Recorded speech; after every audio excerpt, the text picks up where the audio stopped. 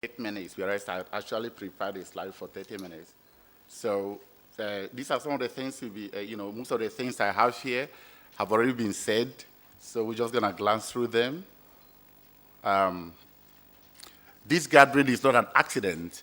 Very soon we'll be ushering ourselves into 2011, and that is why the year we expect all the miracles of Millennium Development Goal to happen. And I want to apologize on behalf of my VC for his inability to be here. He has a very important engagement, and he asked me to represent him. For me, it's a great privilege to be here. When we talk about gross enrollment, one will begin to ask, what is the reason for that? Is there any need for that? And if you have such questions in your mind, I think the answers have already been given. And I have some of the statistics here, to show average. There's a lot of inequality. You discover that in developing nations, as has been said, the ratio of GRE is kind of low, and whereas other developing countries is kind of high, and you see a lot of inequalities in education. So we know that African country, due to poverty and some other factors, lack of education, the rate of development is kind of low, just which is not surprising. It's characteristic of some other developing nations across the world.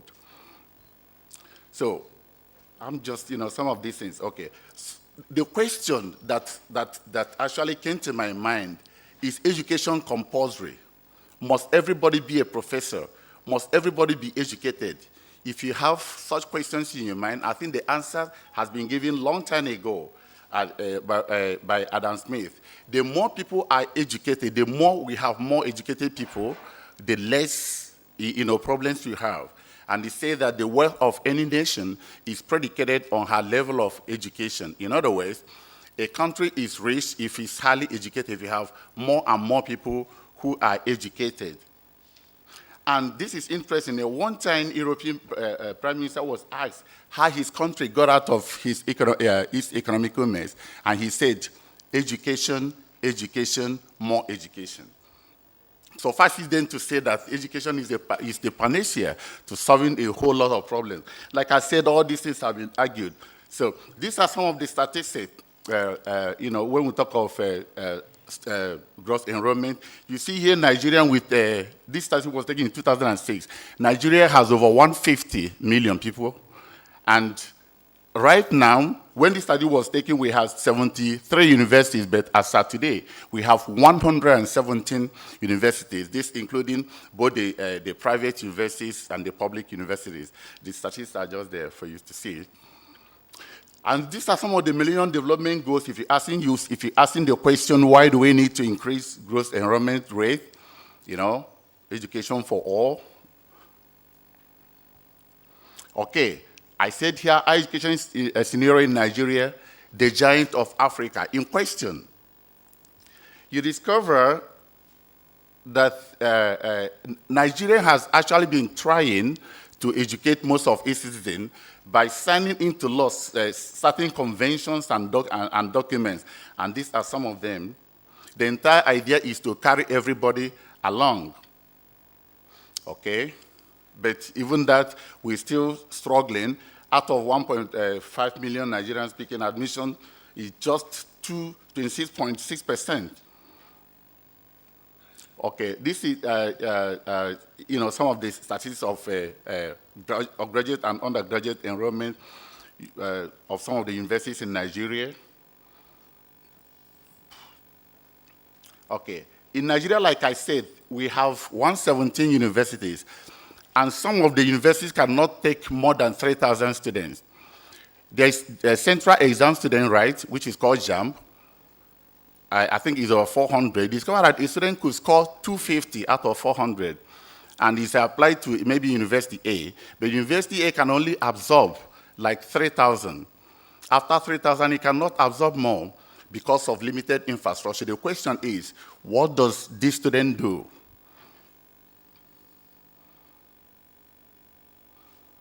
So the question is no longer a question. It's generally agreed that open and distant learning is the answer.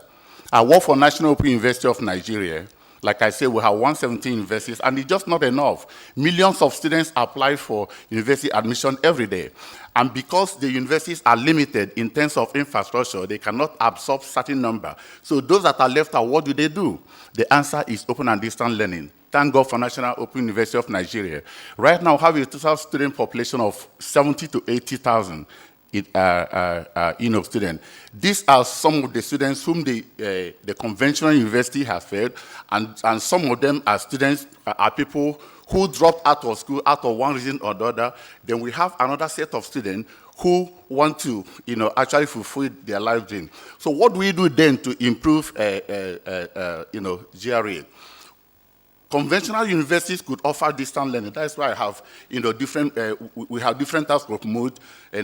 Some conventional universities could have open and distance learning, and some could just be totally open and distance learning, like my own university. Then we have another interesting commodity that is coming to Africa. It's covered that some foreign universities are offering lectures via the internet to some of the African countries. The danger here, this is very good. But the danger here is that education is now becoming another commodity which African nations may have to import. Okay.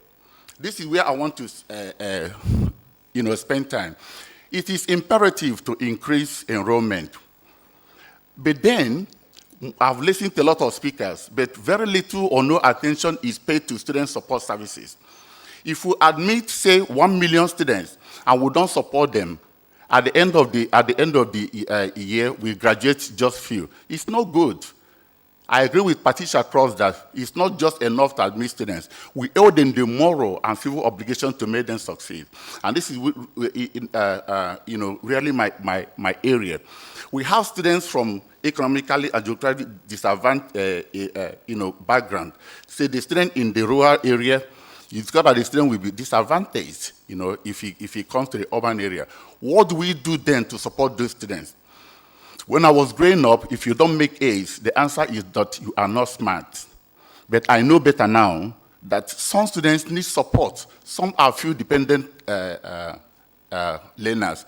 I think it was the Chinese adage that said, when I hear, I forget. When I see, I remember. But when I do, I understand. As teachers, as educators, we should pay attention that students learn at different rates, and we owe them